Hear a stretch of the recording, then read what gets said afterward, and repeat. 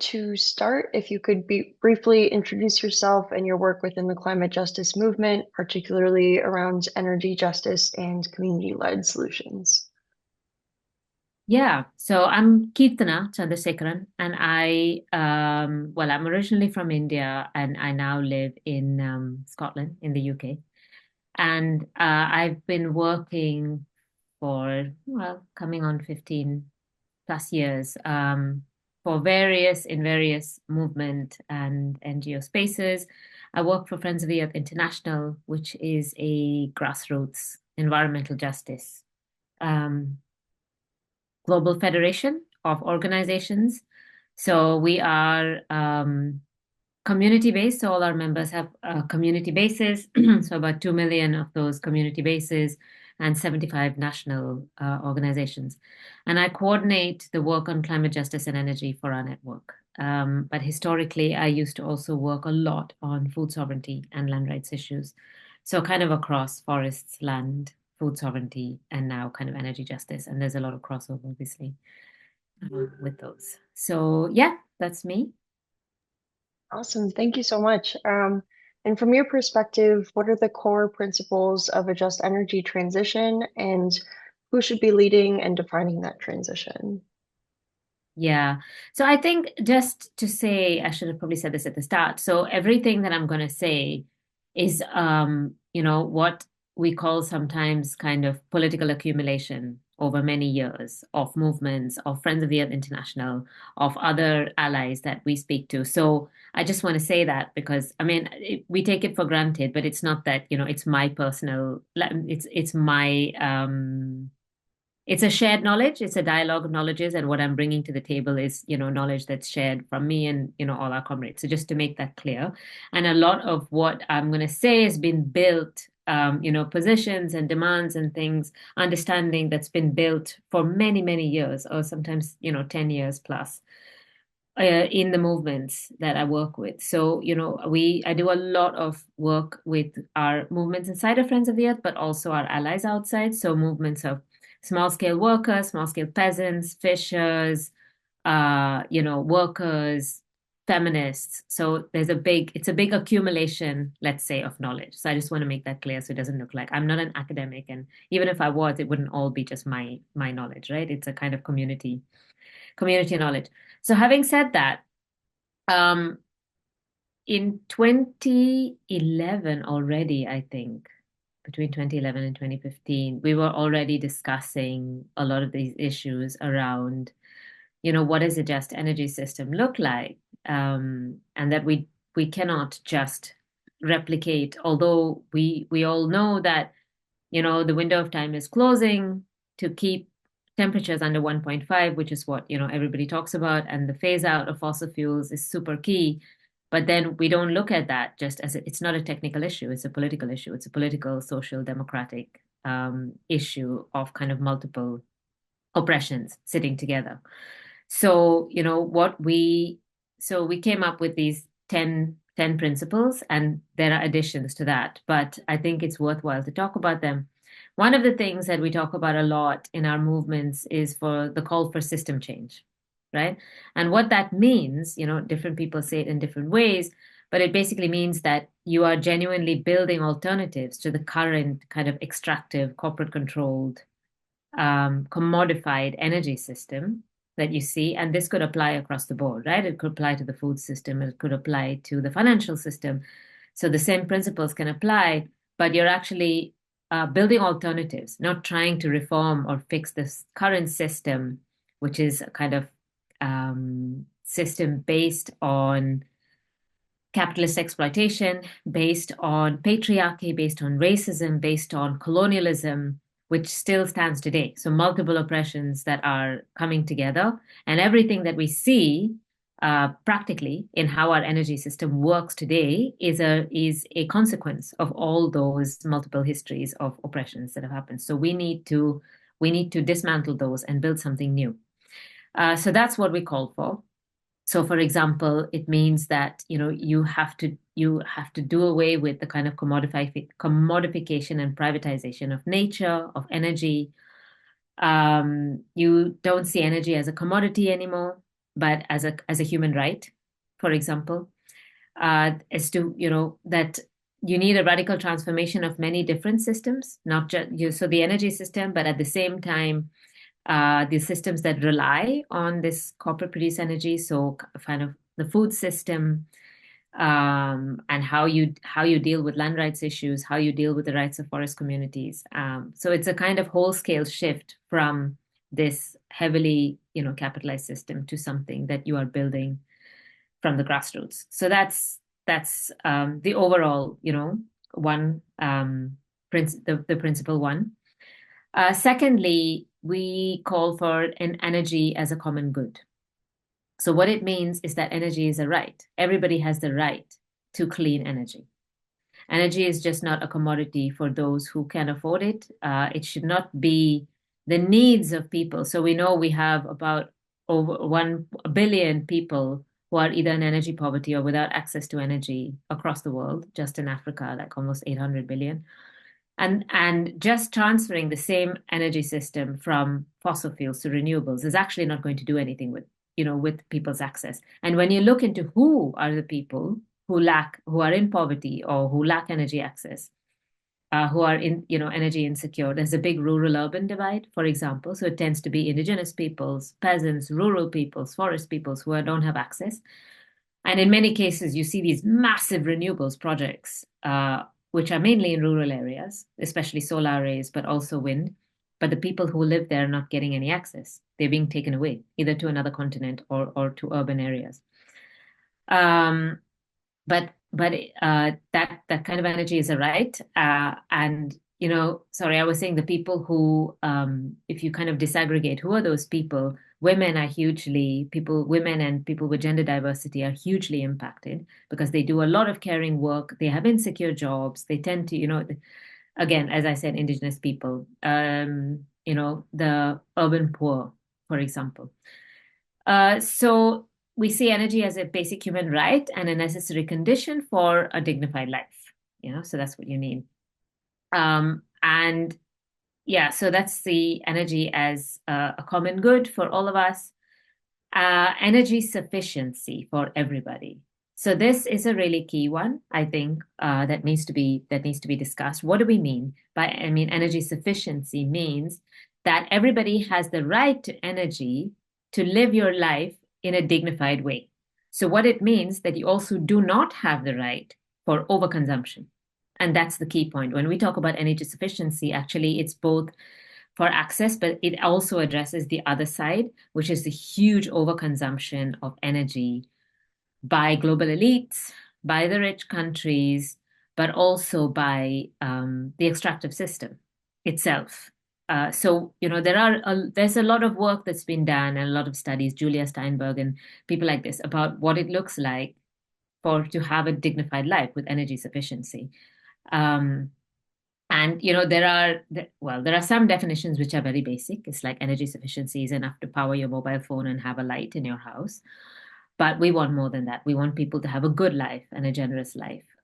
So it means that you have to curb overconsumption and then provide energy access. Yeah, and we know, those numbers exist. But we know, for example, that energy consumption per capita in the US and Canada is like twice that of Europe, 3 times that of China, 10 times that of India, and like 50 times that of Africa. So there's huge gaps to be closed in how you do that. And when you talk about renewables, who are the new renewables installations for? Who is it for? What is it for? Because what we see happening now is that renewables are growing. Yeah, if you talk about the energy transition, it is happening. So, largely in China, to be honest, like 90% of it, but also in other places, in the US, across Europe. But what that added capacity is not displacing fossil fuels, because fossil fuels are also growing. Extraction is also growing. We have hundreds of new extraction projects. So the added capacity that is being added to the grid is actually fueling, for example, AI data centers. That's a huge one. It's fueling, the rise in luxury consumption. for many countries. And some of the mining, for example, is fueling putting more cars on the road, electric cars, but bigger electric cars. You know, the whole issue with I don't know if you, I mean, it's quite well talked about the SUVization of cars on the road, which is very far from ensuring, good transport. So energy sufficiency means you deal with those things. And that is something that's really not talked about because it's very, very difficult, I think, in the context that, in the UK and Europe, like what does it mean for people to actually reduce their demand? Um, and this is across the board, right? Because it's energy demand from everything, from, for example, building materials, from unnecessary construction, from like tearing down perfectly good buildings, or from not like retrofitting, what. So it applies across the board. The fourth one is how you finance this energy transformation and energy revolution. And this is also a very big one because what again we can see happening is that the the energy transition is a market-based transition. So it is basically, even in countries like here where I am in Scotland, there is a huge renewables sector. And it's big and it's good. You could run Scotland on renewables, but it's basically led by EDF, companies who have decided it's a good investment. And so they want to come in and set up these huge projects for profit. And so it means, for example, that there's no it's private finance, so it depends on investment by corporates. It's not necessarily planned. So, in the coast that I live, and there are many examples of this, like there are about 20 battery storage projects. It's way more than what you need for the local area and for Scotland. But it's just basically people have seen there's a advantage because we're on the North Sea to build these and it's very profitable. And so you have these. And then the local people are all up in arms and, oppose these projects. And that happens a lot. And that is a consequence. So it's complicated from two sides. It's complicated because actually we need the renewables transition. And it's actually very difficult if then people in local areas in rich countries start to say no, because they do, and also in other places. But on the other side, the reason that it's happening is because there's no public benefit. People are not seeing what is the public benefit. So it means that, the kind of investment in renewables needs to be financed properly, which means that it has to be financed global north to south, from the rich countries to the developing countries, part of like the climate debt and climate obligation, means of implementation for the energy transition.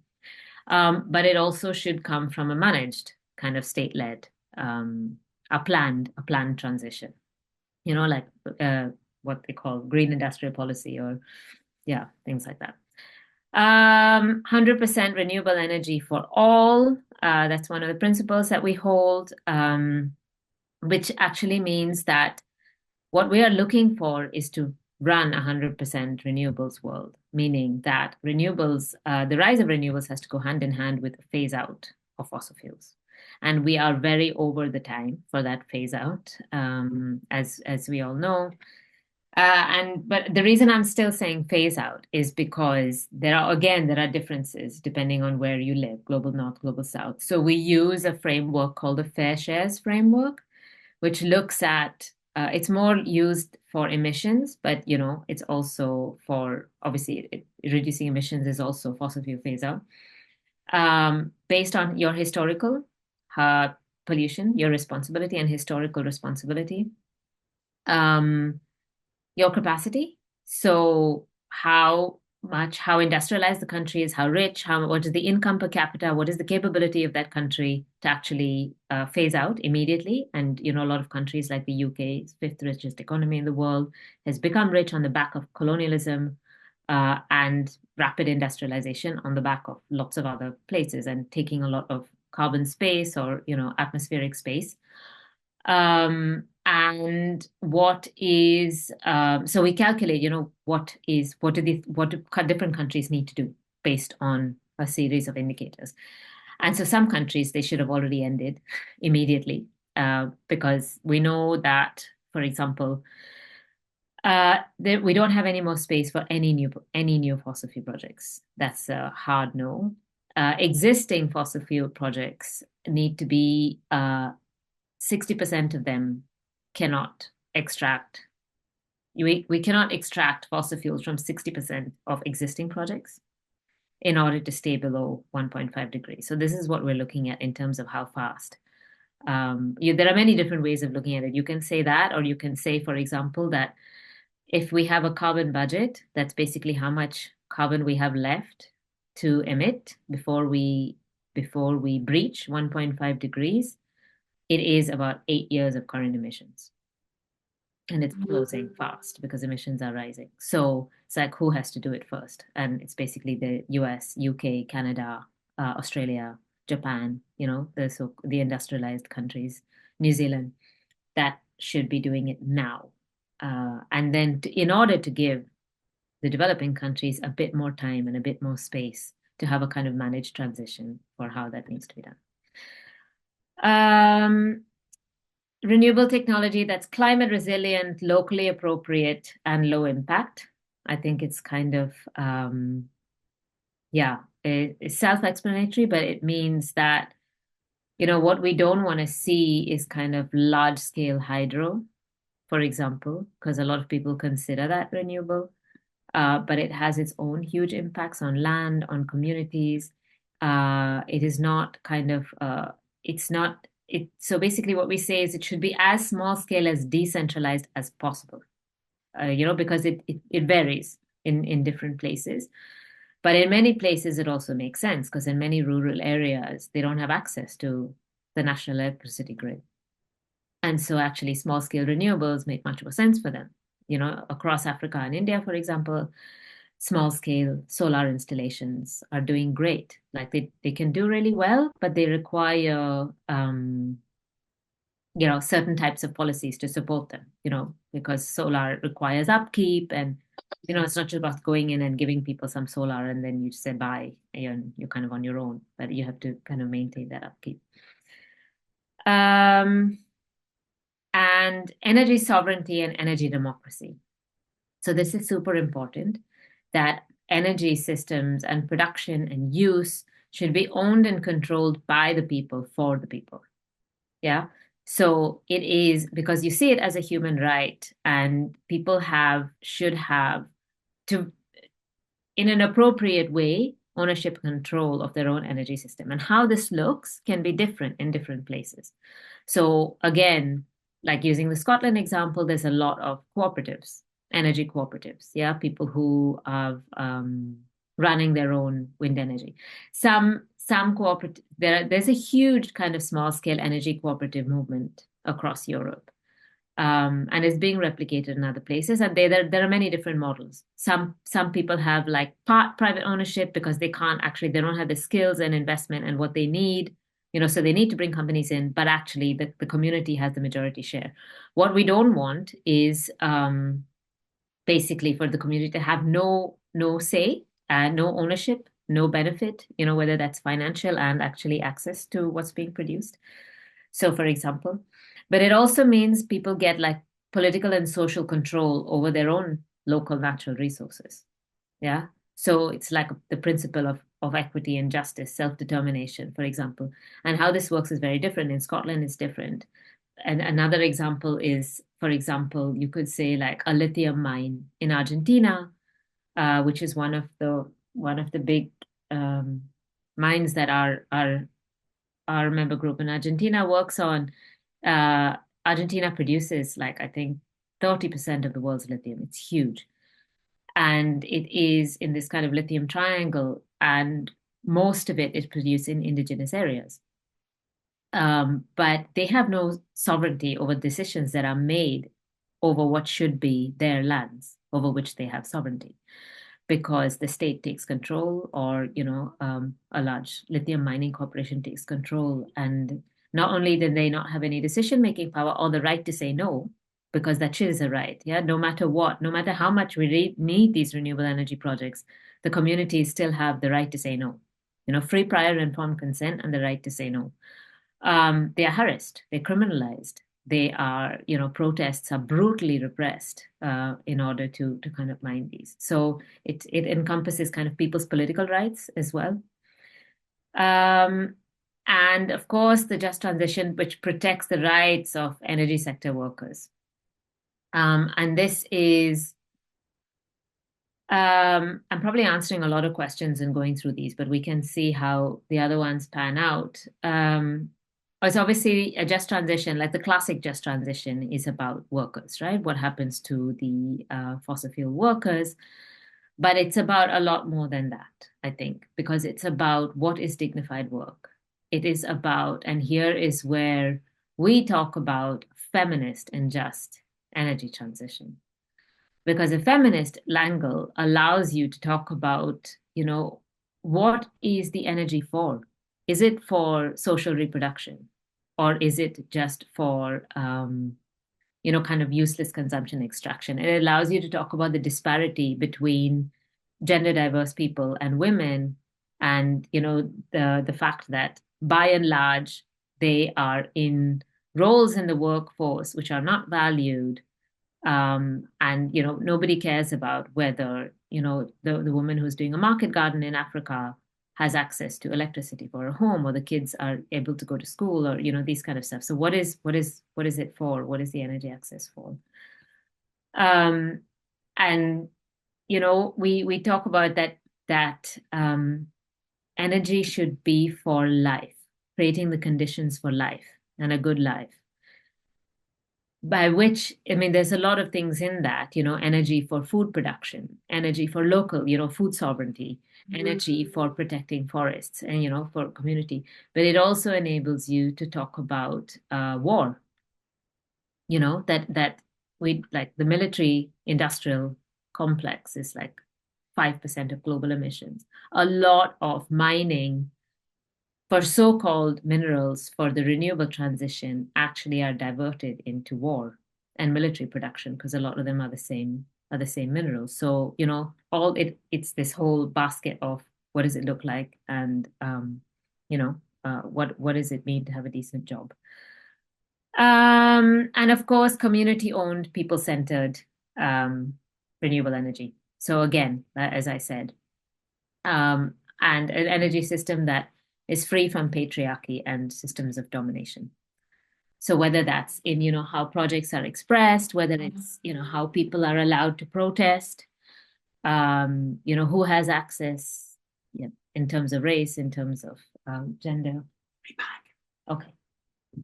Yes. So yeah, that's kind of I think a pretty big whiz through a lot of your things. But if you have follow-up questions, very happy to answer those.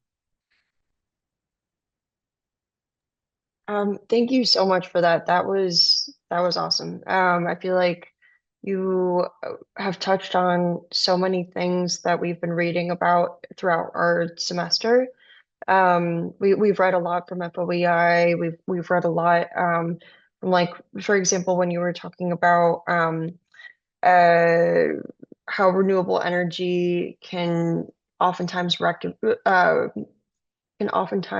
replicate the extractivism of fossil fuels. We've read a lot from, like, Alexander Dunlap about fossil fuel plus, for example, and I feel like you touched on so many things that we've been reading about in, like, this really powerful, succinct way. So thank you so much for doing that and talking through those 10 principles. That was awesome. Um, uh, I think so. Let's see. Um, you've touched on many of these questions, and so I'm just going to kind of take a moment to um, see what we should go to next. And Sarah and Sandy, feel free to chime in as well.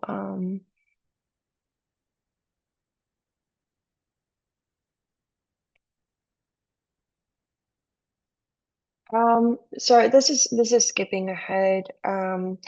But can you share any powerful examples, either success stories or cautionary tales of energy transition efforts and what they reveal about how we can build a truly just and community-centered transition?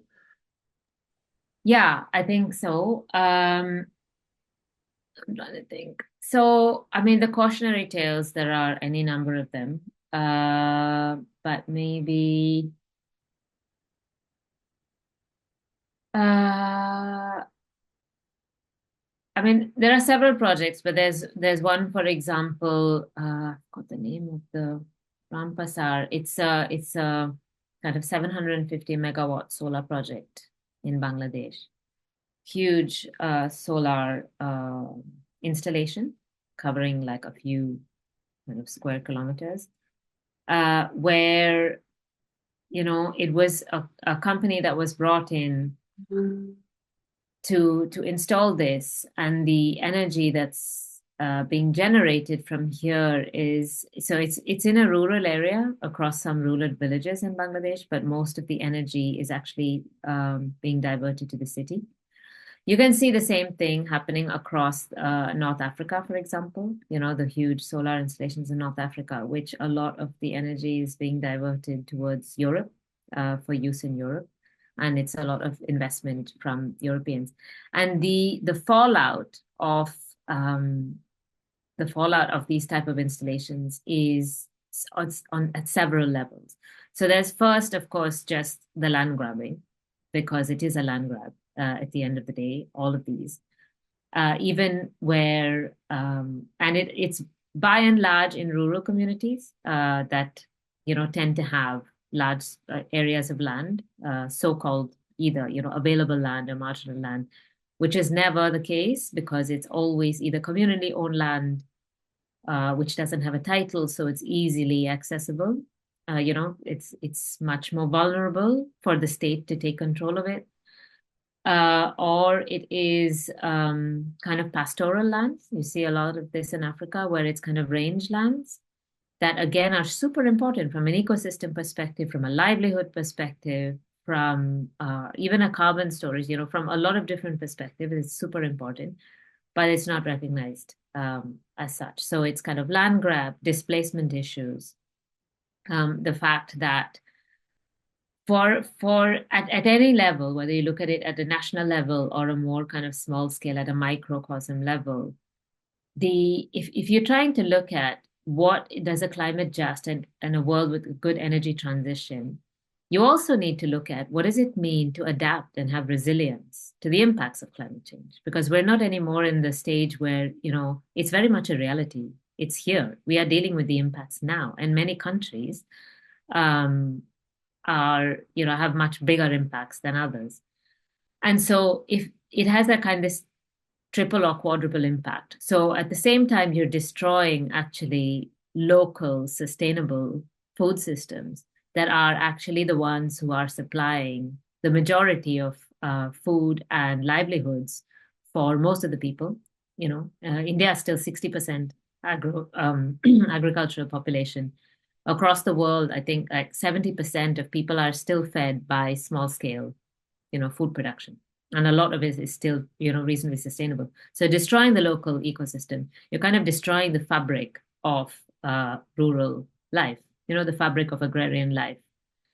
But at the same time, these same people who have been historically very marginalized through many different routes, lack of investment, lack of schools, lack of access to energy, lack of access to resources and things like that. It's now putting the burden on the same people without any benefit. So, it's had a huge impact on these villages, on the kind of pastoral villages, on the agrarian villages. And we see this happening everywhere. So that's on one side. On the other side, there are really nice examples of beautiful projects. So I'm going to talk about two. I think there's one that I think is also on our website, which is really nice to go and look at, which is solar installations in Palestine. So obviously, I don't need to say about the situation that we have in Palestine now, which obviously which has escalated since since over a year, since the October 7th, the genocide has really escalated, but it's always been under occupation and genocide for many years, for 70 years. So even historically, the Israeli strategy has been to not allow Palestinians to have sovereignty over their energy or over their food or over their land. So they control a lot of the energy access into Palestine. They allow only certain amount of energy. So what it means, practically speaking, is that many, many households in Palestine they don't have any lights on, nothing in the evenings. And it's very fluctuating. Kids cannot study. People can't, it's just for daily living. It's just impossible and a very difficult situation. So, we have this small project that is built like a kind of cooperative of women in Palestinian villages to install solar, to install small scale solar, and it's been incredible. I mean, this was before the current genocide, which I'll talk about in a minute. But it had a huge impact, basically, on them being able to do basic things, wash their vegetables, being able to communicate with each other, which is also super important when you're under like political occupation, to charge your phone, to do. So yeah, it's really brought, and women have been leading the women in the villages have been leading the project. And yeah, so that's a really fantastic example of how it can really bring benefits to the community and what they need. Um, and it is continuing under very difficult circumstances under the current genocide as well, because we can see what our comrades in Palestine tell us is that a lot of the times the Israeli machine is targeting renewables installations in Palestine because, of course, they have a strategy to starve the country but also reduce energy access. And so keeping really small scale, like a couple of solar panels that you can transport around that are easy has been kind of a lifesaver for people to be able to charge their mobile phones or just do anything to communicate with their loved ones. So that's super important. On the other side, there's a really nice example in Scotland, where I am, of a community in the Isle of Egg. And they have a community-owned wind system. And it's fully owned by the community. But what they realized, so there's a lot of remote Scottish islands that actually are off the grid anyway. And so it allowed them to have good electricity access, but they also realize as a community what the generation looks like because they own it and they sing in real time. So they only have one wind turbine and it can only produce so much for the village in so long. So they have developed a system where they share it. They know that, say, I'm going to boil my kettle, somebody else can't, I don't know, have a really hot shower. I'm not sure what the other, but, so they can see during surge times, they constantly are able to monitor what their energy use is, and they feel this massive ownership over it because it's theirs and they are generating it and they are paying for it. It's really like it belongs to the village and they want it to work for everybody. So there are plenty of examples like that as well. I think of other solar projects in Africa, for example, where the village, they share it. They see that it's coming. One house has it, but then they open it up for other people to come in the evenings and to share. And yeah, so there are both sides of how renewables can be done. And I think it just shows that it is not just the technicality of renewables, right, that makes everything right. It's how it's done, it's how it's shared, it's how it's viewed, whether it's viewed as a community resource or whether it's viewed as something that's imposed from the outside as another kind of, it's just another route for dispossession. It's just another route of kind of language. So, yeah. Thank you so much for those examples. I think it's really powerful the ways in which both of those positive examples empower the communities that they're in with energy. Yeah, it's really interesting to hear about, especially the solar array in Palestine and how that's able to provide a incredibly necessary resource to the communities that really need it there.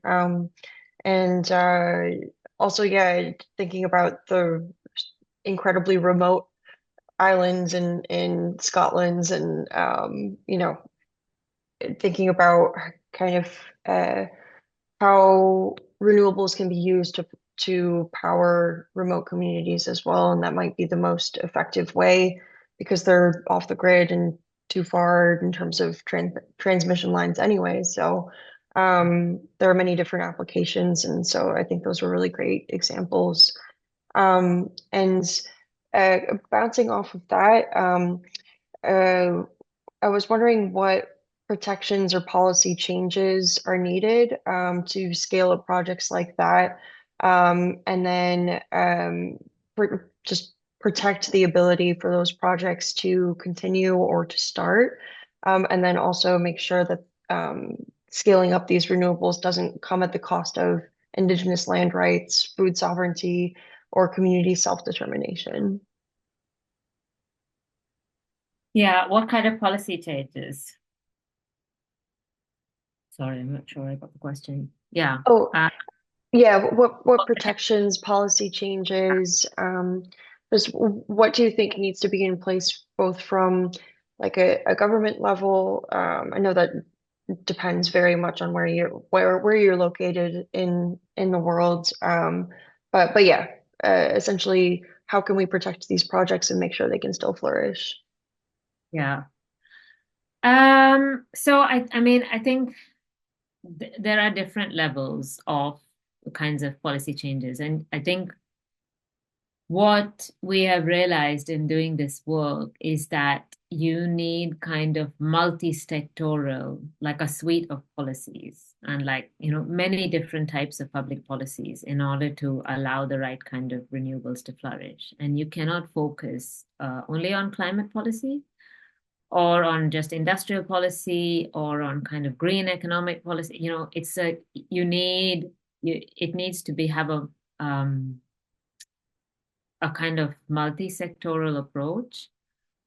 And that's why some people, it's a tricky term, but some movements and organizations have started using the terminology of just transition to try to encompass kind of what this looks like in the round.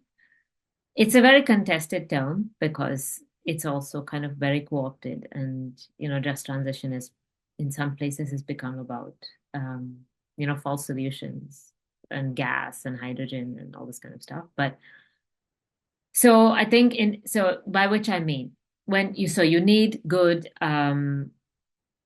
public finance. So I talked about this. What is the financial policy? So we need grant-based public financing for the energy transition and for finance to flow from global north to south. And this is a condition without which we will never be able to see the transition because if you look at the broader scheme of things, like the vast I don't know if it's a majority, but certainly a large number of countries in the global south are actually heavily in debt. They're facing kind of sovereign debt crises. And so the amount that they spend on servicing debt is far more than anything they can invest, even in the most basic public services, education. So investing in a genuine, community-led energy transition is not on the table at all. If you're talking about like updating your grid, if you're talking about going out into communities, all the things that if you want a state-led, kind of a kind of state-led project, it's very difficult to do that without the right kind of financing. So that's super important. Then, of course, in terms of protections, they are at many different levels. Some of the basic kind of land and natural resource protections, so land rights. Implementing genuine free, prior, and informed consent and indigenous peoples' rights. The UN conventions, but then also other types of rights. So kind of economic, democratic rights, like people's right to protest. One of the big issues that we face is kind of criminalization of communities who are who are protesting, mega projects of renewables. It's a really big problem. And so, for example, there is a statistic, I'm just trying to think. So on critical minerals, for example, there's an organization that is tracking criminalization and human rights violations from critical minerals projects. And it's like 60% of the projects that they assessed have, serious human rights violations in terms of like criminalization, killings, extrajudicial. So, that all these types of protections are super important in terms of dignified jobs, and what is your transition plan for workers, et cetera, et cetera. In terms of policy changes, well, I mean, I think so. Many parts of the world, so like the US, the UK to some extent, do have now some kind of green industrial policy, right? So that does exist. But I think it is looking at the policy in terms of also what is its global impact. Like what does it mean to have, because of course, yeah, you can go ahead and like they do now, the EU, for example, has this kind of what's called the new it's strategy on Critical Minerals Act. And it's basically an act of the EU Parliament and of the Council that identifies strategic critical minerals projects across the world and inside Europe, and like focuses that for public investment, for tax breaks, for all this kind of stuff. But the question is, what is that in line with the EU's fair share of what they should have, right? What does it look like for that policy to exist in the world? And I mean, obviously, in terms of policies, there are many others that you would need. I think rolling back or getting rid of subsidies for fossil fuels, for example, is a huge one, I think. It's like 70 billion fossil fuel subsidies a year, something like that, like really huge amounts of, this is public investment, but there's also private investment, from banks and things. So there's several others. Yeah. Thank you. Um, yeah, I think those are all really important. So thank you for talking through those. I think the last two questions that I'd like to ask is what role, if any, should universities, researchers, and academic institutions play in supporting frontline-led energy transition efforts, and what responsibilities do they have in avoiding reinforcing extractive dynamics? I think, well, I'm pretty sure that all of you can answer this as well, but I think to a large extent, the like academics, so researchers, have a really big role to play in supporting social movements and supporting communities in general. But the type of role that they play really matters. So in several ways. So I think academic institutions, research institutions are really important because they can play a role in kind of systematizing the academic, so in many things. So one is in terms of systematizing knowledge, in terms of putting it together, in terms of providing pedagogical tools, or developing pedagogical tools along with us. So we work with a lot of academics, like Leo, like a lot of people. And we do a lot of different types of work with them. One is what we would call like kind of political education work. And that's really important, I think. Uh, Political education work, we do a lot of kind of grassroots co-led research, so people with skills to do, but you do it in a way that's kind of a dialogue of knowledge and not just one-sided. um, I'm trying to think of the other things that we do. We have a lot of like accompaniment that researchers do for processes that we go through. So at the moment, I'm involved in two big kind of movement convergence processes, and both I would say have more like academic type people who accompany him, who will help in the end to kind of make synthesis to uh, be available to both input, but also understand what's going on and take it into the academic sector to really, because the academic sector has its own rhythm and its own colonial practices and its own way of functioning. So it is important to take what is being generated, the knowledge that's being generated at the grassroots, into all the different types of institutions, right? So I think that that's super important. And then other things which I'm sure you already know in terms of extractive practices and who the knowledge belongs to, and yeah, who's in charge of yeah, having knowledge and imparting Yeah, knowledge. absolutely. And then the last question that I will ask is super easy, very super easy question, not complicated at all. If you could redesign our renewable energy strategy from the ground up, what principles or priorities would you center to ensure the transition is truly just and not just low carbon? Oh my God. Yeah. So I think I've said a lot about this. Maybe I'll say one additional thing, which is how you develop a policy program, right? And I think the issue of participation, especially of marginalized peoples in how you develop your public policies is super important. So I've touched on all the other things, yeah, what would make it, dealing with structural oppressions in society, ensuring that kind of what we call feminist principles, but are also, you could say, economies of life. What is energy for? Who is it for? Dealing with overconsumption, dealing with north-south global dynamics in terms of, who gets to use the lion's share of the Earth's resources historically and now, all these things. But I think the thing that I haven't, yeah, is basically in what way do you design? How? What's the process through which you design the energy transformation and the energy system? And that process, again, should be as decentralized as possible, like kind of built from the ground up, but actually also have kind of positive discrimination to ensure that, people who it impacts, who are bearing the impacts and who are heavily marginalized actually have a say in how that transition happens and what it means and what it's for. Yeah.